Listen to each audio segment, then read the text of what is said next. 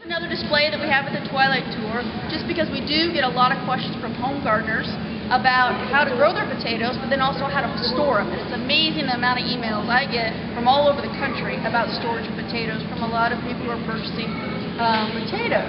But this is just to kind of highlight some of the specifications that you need in growing your potatoes in your garden. And in fact, I get a lot of questions like when is the best time to plant your potatoes and so forth.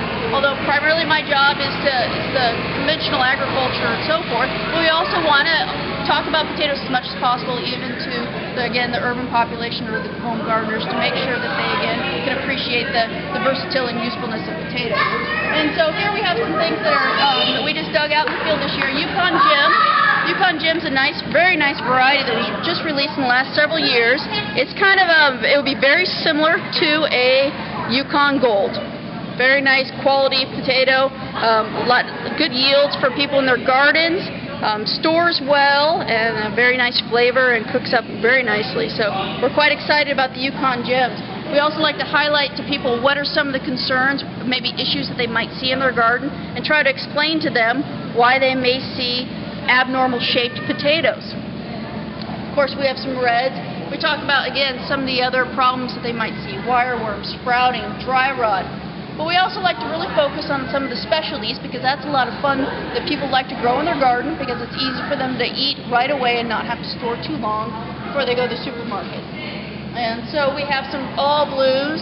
People are always, who are not familiar with the blue color, internal blue flavor or color, they're quite taken back by that color, and some people don't quite know if they'd eat that enough, but I always say that's one of my favorite potatoes. So why is that? You know, the culinary qualities of it. It bakes up very nicely. It has a higher dry matter for me. I like the taste. And in fact, I've had one of my child would only eat blue potatoes for a couple years, just because the color of it. High in antioxidants. Exactly, very nutritious. So I always try to integrate those into my potato eating world, of course. Next, we have a display about storing potatoes. And of course, this, as I said, this is really a big question that we get quite frequently.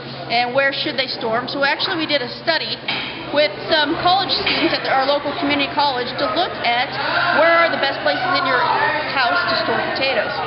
And so we had them under the kitchen sink. We had them out of, it's amazing how people put them out on their countertop like they do with their fruit. And then we have to obviously tell them that no, that's not a good idea for the greening and so forth. So we wanted to look at weight loss as well.